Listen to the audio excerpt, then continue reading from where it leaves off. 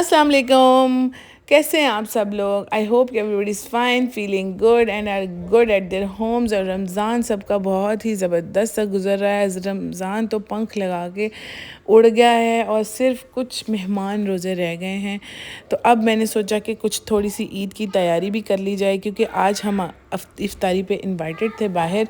तो मैंने सोचा थोड़ी सी स्किन केयर कर ली जाए। उसके लिए मैंने ले ली है एलोवेरा जेल और उसको मैं 5 to 6 मिनट्स के लिए अच्छी तरीके से अपने हैंड्स पे, अपने फेस पे और अपनी बॉडी के पार्ट्स पे अच्छे तरीके से उसका मसाज करूँगी। और अच्छे तरीके से आपने हर जगह nose, under eyes, forehead, cheeks, chin, हर नेक, हर जगह पे इसको 5 to 7 मिनट्स के लिए मसाज करना है। और फिर उसके बाद आप किसी भी टिश्यू पेपर से इसको क्लीन कर सकते हैं, क्योंकि टिश्यू पेपर से ही आपको अंदाज़ा होगा कि कितने डस्ट पार्टिकल्स निकल रहे हैं और आपके फेस पे कितनी अंदर तक डस्ट जो है ना वो छुपी हुई थी। और अच्छे तरीके से आप उसको निकाल लेंगे और बहुत ही अच्छे 5 to 7 मिनट्स के लिए जब आप मसाज करेंगे आपको ऐसा लगेगा टाइम ही नहीं गुजरा।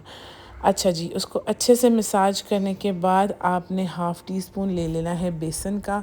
उसमें आपने हाफ़ ही टी स्पून आपने डालना है चावल का आटा। और फिर उसके बाद थोड़ा सा ही आपने उसके अंदर मुल्तानी मिट्टी ऐड कर देनी है, जो ड्राई मड मास्क होता है। हाफ़ ही टी स्पून मैंने उसका वो ले लिया था। और फिर उसमें मैंने डाला आर्गन ऑयल। अगर आपकी स्किन ऑयली है तो आप जो है वो सिर्फ रोज़ वाटर ले सकते हैं। लेकिन अगर आपकी स्किन नॉर्मल है या ड्राई है तो argan oil is best ingredient for you. तो मेरी स्किन बहुत ज़्यादा ड्राई थी, इसलिए मैंने आर्गन ऑयल और रोज़ वाटर दोनों ऐड कर ली। इसको अच्छे तरीके से मिक्स करना है। और इसके इतने फ़ायदे हैं कि आप जो है ना फ़र्स्ट इसको यूज़ में ही आपको पता चल जाएगा कि कितना आपको ब्राइटनेस और सॉफ्टनेस मिल रही है। और ये मिक्स करने के बाद फिर मुझे याद आया कि मैं इसमें थोड़ा सा ड्राई मिल्क भी ऐड करूं। और इवन ड्राई मिल्क के साथ थोड़ा सा रोज़ वाटर और ऐड करके इसका एक पेस्ट सा बना लिया था। इतना मैंने इसको बना लिया था कि ये मेरा फेस और नेक को कवर कर ले, क्योंकि अक्सर लोग फेस पे तो लगा लेते हैं लेकिन नेक को भूल जाते हैं, तो वो जो है ना 2 in 1 लगता है। तो इसलिए फेस और नेक बोथ आर कंपल्सरी। मुझे इससे एक जो है ना बात याद आ गई। एक बार ना एक औरत बहुत रेडी शेडी होके ना किसी शादी में जाती है और फिर जाके सब उससे पूछते हैं कि वाओ आपका चेहरा कितना जो ग्लो कर रहा है, आप क्या करती हैं? तो वो कहती है मैं ना 5 वक्त की नमाज़ें पढ़ती हूँ।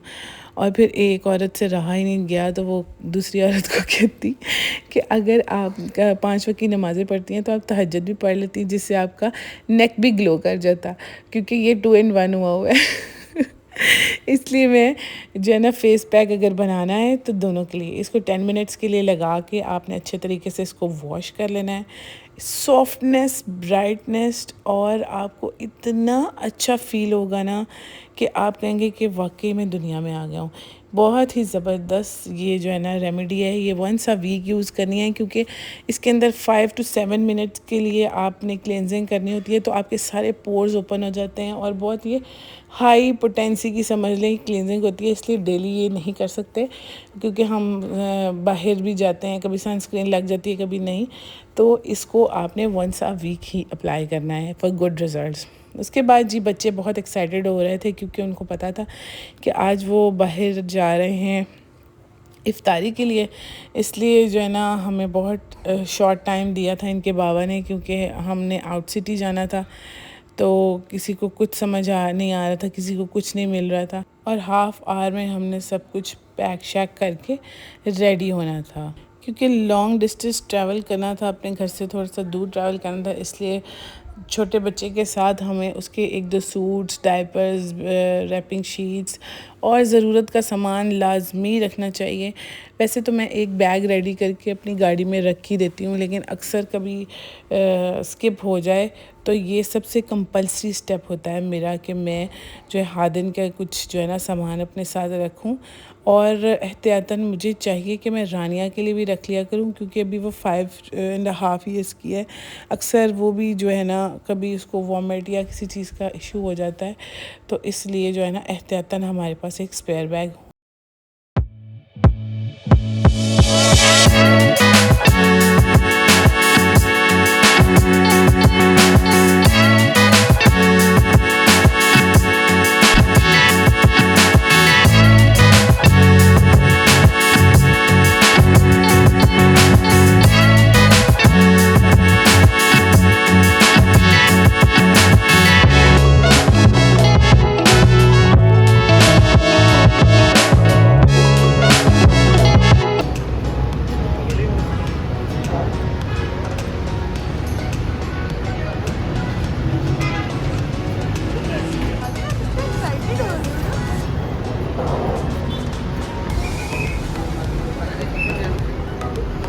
इतनी खुशबुएं आ रही हैं। अभी तो हम आए हैं, अंदर भी नहीं गए।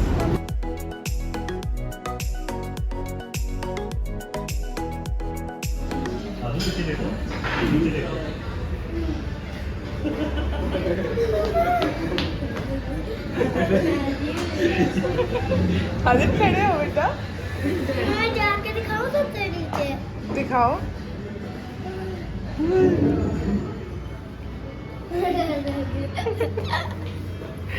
हानिया आप जाओ।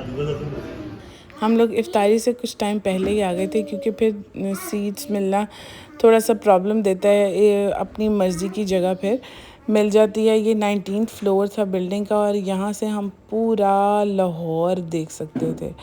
और एक जो है ना वो बहुत ही खूबसूरत इस टाइम पे हमें नज़ारा सनसेट का भी नज़र आ रहा था और बहुत ही प्यारा जो है ना एक हमें सीन लग रहा था। तो यहाँ पर बच्चे बहुत इन्जॉय कर रहे थे कि यहाँ पर इतना एक मतलब नेचुरल ब्यूटी हमें नज़र आ रही है और बहुत अच्छा फ़ील हो रहा है। और लेकिन मुझे लग रहा था कि थोड़ा सा टाइम है तो हम अपना जो है ना कुरान पढ़ लें और अल्लाह ताला को इस टाइम पे याद करके दुआएं करें, क्योंकि ये बहुत ही खूबसूरत टाइम होता है दुआओं के लिए। और ये अल्लाह ताला की इतनी सारी नेमतें हमारे लिए मौजूद थी। इफ़्तार बफेट में फ्रूट चाट, चना चाट, दही बड़े, salad, sandwiches and many more other things were available in the iftar buffet.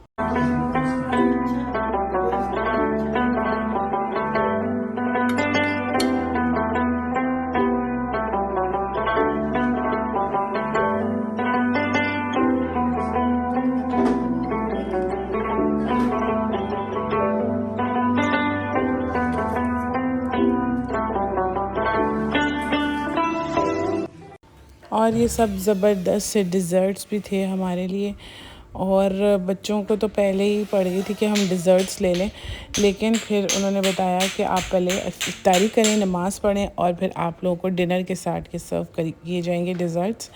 और जेलीज़ और ये कपकेक्स और ये सब छोटी छोटी पेस्ट्री सब बहुत ज़्यादा जो है ना वो डिलीशियस लग रही थी।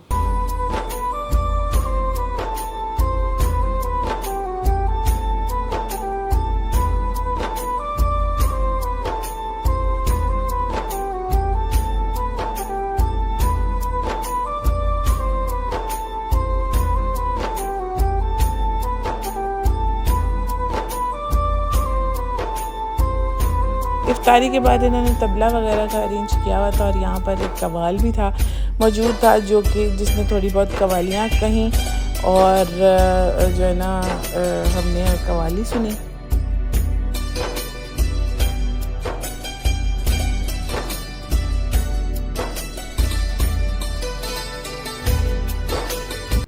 जी जनाब, नमाज के बाद डिनर बफेट तैयार था और खाने की जो डिशेस की चॉइसेस थी ना वो अच्छी थी, लेकिन टेस्ट बहुत आउट क्लास नहीं लगा मुझे। अच्छा था, जो है ना गुजारा हो गया, लेकिन बहुत मज़ा नहीं आया जिस तरह हमने सोचा हुआ था। लेकिन हाँ, लोकेशन बहुत ज़बरदस्त थी। लोकेशन को हमने बहुत एंजॉय किया। 19th फ्लोर से हमने बैठ के पूरा लाहौर को एंजॉय किया। लेकिन जो है ना खाना इतना जो है ना मैं उसको 6/10 दूँगी खाने को। बाकी अल्लाह की सब नेमतें अच्छी होती हैं, जो मिल जाए वही अच्छा है। शाम के इस खूबसूरत मंज़र के साथ जी मैं आपको अलविदा कहती हूँ। आई होप कि आपको मेरा व्लॉग अच्छा लगा होगा। प्लीज़ मेरे चैनल को लाइक करें, शेयर करें, सब्सक्राइब करें और कमेंट बॉक्स में अपना रिव्यू ज़रूर दें। और इतने खूबसूरत दिनों में प्लीज़ सब दुआओं में ज़रूर याद रखिएगा। अल्लाह हाफ़िज़।